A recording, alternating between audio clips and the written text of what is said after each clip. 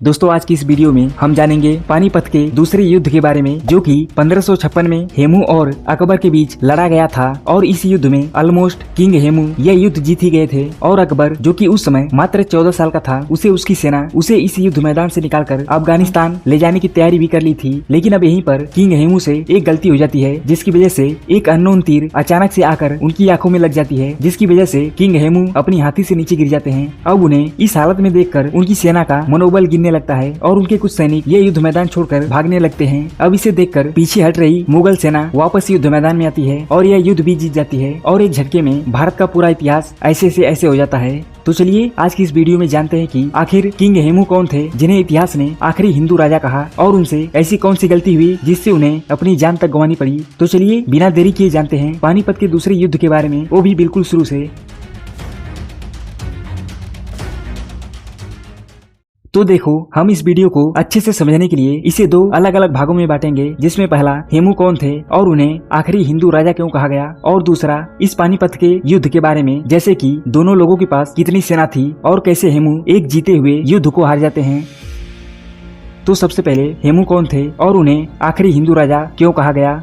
तो देखो, हेमू का जन्म 1501 में अलवर राजस्थान में हुआ था। वह एक गरीब ब्राह्मण परिवार में पैदा हुए थे। उनके पिता का नाम पुरान दास था, जो कि एक छोटे मोटे व्यापारी थे। बचपन में हेमू की आर्थिक स्थिति काफी कमजोर थी, जिससे उन्हें शिक्षा के सीमित अवसर ही मिले, लेकिन फिर भी वह बचपन से ही काफी बुद्धिमान और मेहनती थे। जब वो थोड़े बड़े हुए तो अपने पिता के साथ नमक और अन्य वस्तुओं के व्यापार में लग गए, लेकिन इसके साथ ही इन्होंने युद्ध कौशल और प्रशासनिक ज्ञान भी सीखा। लेकिन इनकी कहानी मुख्य रूप से 1540 से शुरू होती है, जब दिल्ली की गद्दी से शेरशाह सूरी ने मुगलों को उखाड़ फेंका और हुमायूं को भारत छोड़ने पर मजबूर कर दिया। अब दिल्ली पर शेरशाह सूरी का कब्जा हो गया और उनके पास ये सभी क्षेत्र आ गए। लेकिन इधर हेमू अभी भी एक साधारण व्यापारी थे, लेकिन वह काफी ईमानदार और व्यापार की काफी अच्छी समझ रखते थे, और इसी वजह से शेरशाह सूरी ने उन्हें इस बाजार की देखरेख की जिम्मेदारी दी और उनका काम इस बाजार की सुरक्षा करना और यहाँ से मिले टैक्सों को दिल्ली भेजना था। लेकिन 1545 में शेरशाह सूरी की मृत्यु हो जाने के बाद इस क्षेत्र के अगले राजा बनते हैं उनके बेटे इस्लाम शाह सूरी। अब इस्लाम शाह सूरी के राजा बनने के बाद हेमू को इस बाजार की जिम्मेदारी से हटाकर उन्हें दिल्ली बुला लिया गया, ताकि अब वह दिल्ली में रहकर अन्य सभी जगहों से आए टैक्स को देखें। और इसके साथ ही वह एक बेहतरीन योद्धा भी थे, जिससे दिन प्रतिदिन लोगों में उनकी प्रसिद्धि बढ़ने लगी। लेकिन अब इसके कुछ समय बाद, यानी कि 1553 से 1555 तक, ये वो समय था जब सूर डायनेस्टी बिल्कुल कमजोर पड़ने लगी थी, क्योंकि इनके कुछ अपने लोग ही बगावत पर उतर गए थे। अब इसका फायदा उठाते हुए हुमायूं 1555 में दिल्ली पर हमला कर देता है और दिल्ली को अपने कब्जे में ले लेता है, और इस तरह सूर डायनेस्टी खत्म हो जाती है। अब सूर डायनेस्टी के खत्म हो जाने के बाद हेमू अपने बचे कुछ साथियों को लेकर दिल्ली से दूर चले जाते हैं और वहाँ से सही मौके का इंतजार करते हैं। और इधर दिल्ली पर हुमायूं ने मजबूती के साथ अपना पैर जमा लिया था। लेकिन इसके अगले साल यानी कि 1556 में हेमू को एक खबर मिलती है कि सीढ़ियों से गिरकर हुमायूं की मौत हो गई है और अब दिल्ली को संभालने वाला कोई नहीं है, क्योंकि हुमायूं का बेटा अकबर अभी भी मात्र 13 साल का ही था और वह भी दिल्ली से दूर पंजाब में है। अब इसका फायदा उठाते हुए हेमू दिल्ली पर हमला कर देते हैं और उसे जीत लेते हैं, और इस तरह से पूरे क्षेत्र पर हेमू का कब्जा हो जाता है। अब दिल्ली पर कब्जा हो जाने के बाद यह विक्रमादित्य की उपाधि धारण करते हैं और कहलाते हैं हेमू चंद्र विक्रमादित्य। और बस इसी वजह से इन्हें आखिरी हिंदू राजा कहा गया, जिन्होंने दिल्ली पर शासन किया था। हालांकि एक समय पर मराठाओं ने भी दिल्ली को अपने कब्जे में लिया था, लेकिन उन्होंने दिल्ली को अपनी राजधानी नहीं बनाई थी। अब अकबर को जैसे ही पता चलता है कि दिल्ली पर मुगलों का कब्जा नहीं रहा, तो उसने भी युद्ध की घोषणा कर दी और अपनी 10 से 15 हजार की सेना को लेकर दिल्ली की ओर निकल पड़ा। और जब ये खबर हेमू को पता चलती है तो वह भी दिल्ली को छोड़कर उसे रोकने के लिए निकल पड़ते हैं, और इन दोनों सेनाओं का आमना सामना 5 नवंबर 1556 में पानीपत में हो जाता है।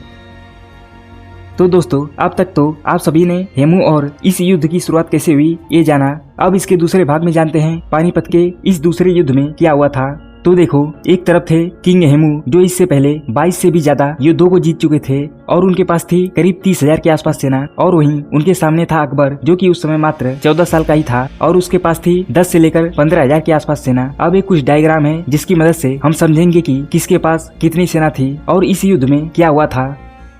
तो देखो, किंग हेमू के पास 30,000 के आसपास सेना थी, जिसमें 15,000 के करीब घुड़सवार और 500 के करीब हाथी और बाकी की पैदल सेना थी। और वहीं अकबर की तरफ देखें तो उसके पास कुल 10 से लेकर 15,000 के आसपास सेना थी, जिसमें 10,000 के करीब घुड़सवार और बाकी की पैदल सेना थी, लेकिन उसके पास 50 के आसपास तोपे भी थी। अब यहाँ पर आपको जानकारी के लिए बता दूं कि अकबर के पास ये जो 50 तोपे थी यह उसकी नहीं थी, बल्कि हेमू की थी, जिसे अकबर के सेनापति बैरम खान ने धोखे से हासिल कर लिया था। दरअसल जब यह युद्ध शुरू होने वाला था और ये सभी सेनाएं और हथियार यहाँ पर आ रहे थे, तभी बैरम खान ने उन पर हमला करके उनकी तोपों को ले गया था। अब यहाँ पर जो तोपे किंग हेमू की तरफ से चलने वाली थी, अब वही तोपे अकबर की तरफ से चल रही थी।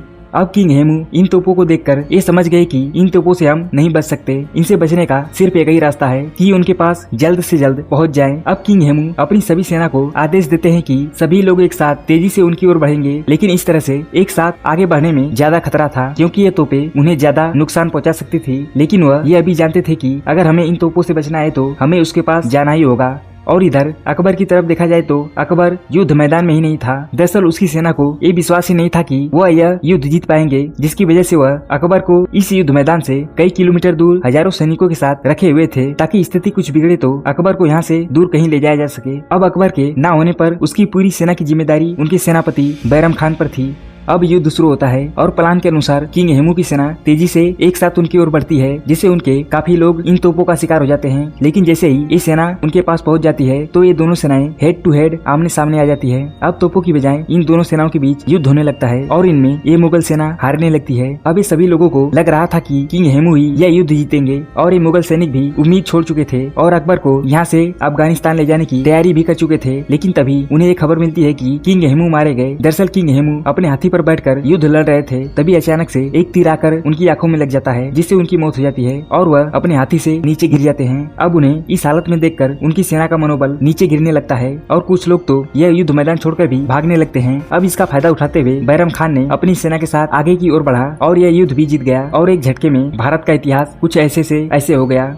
तो दोस्तों, यह थी पानीपत के दूसरे युद्ध की जानकारी। आशा करता हूँ कि आपको यह जानकारी जरूर पसंद आई होगी। अगर आपको यह जानकारी थोड़ी सी भी पसंद आई हो तो प्लीज इसे लाइक करके सब्सक्राइब जरूर कीजिए। और हाँ, अगर आप सभी पानीपत के पहले युद्ध के बारे में जानना चाहते हैं तो यह वीडियो जरूर देखें।